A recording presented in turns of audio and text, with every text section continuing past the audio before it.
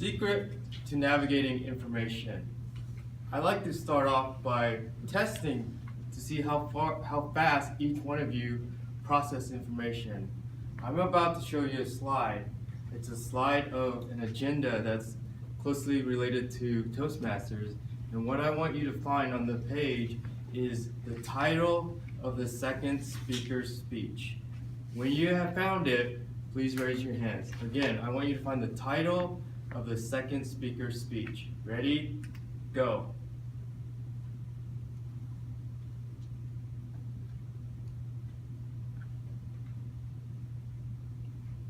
Okay.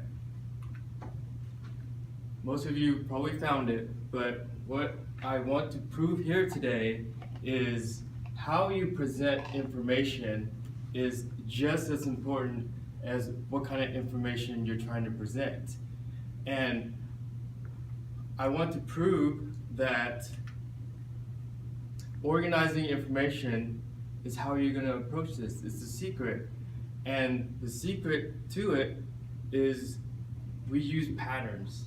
And a lot of us may not know, it's subconscious, the way that our eyes look at information, the way that our brain processes is in patterns. So what I'm going to do is I'm going to present 4 design principles that we can apply patterns to improve the way you present information. So the first design principle is proximity. This is where elements that are close to each other are perceived to be related. If you look at the groupings of dots, how they're spaced will determine how they're grouped. So the first one has 1 group, 2 groups, 4 groups. So let's apply this to our example here. Let's just take the top part, and I'm going to regroup this information.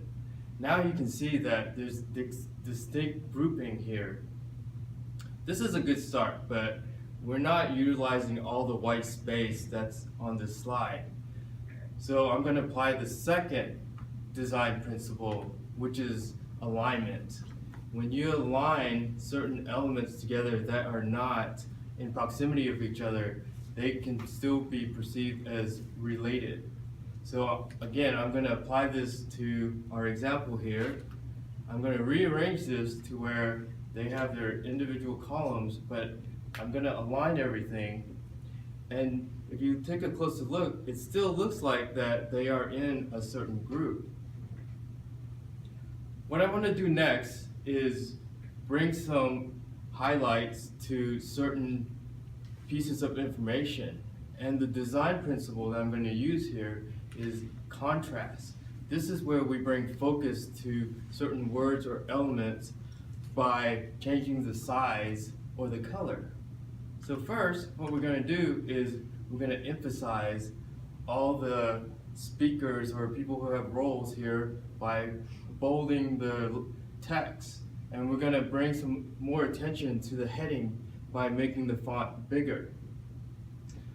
We're going to take it one step further. We're going to add some color to even bring more focus to certain areas of the page. If you look at the very top, I added a darker color and it brings more attention to the header. And for the rows, you can see that I've left the first row white and the second row has gray.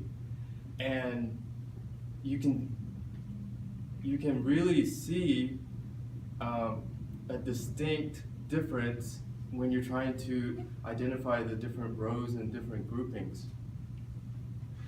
Now, the last design principle that I want to bring up is repetition. And this is when you have set a pattern that you want to use and it's good. You just repeat that pattern because, again, I told you at the beginning that when you lay out a page, your eyes look at patterns. So we take the first section and then we apply this to the second section here. Now I'm going to ask you again to look for the title of the second speaker's speech. Find it and raise your hands. See, much quicker, plus you guys had a little bit more time to look at it. But I hope that I was able to prove that the way that you organize information is just as important as the ways you present it. So let's take a side-by-side look at the difference here, before and after.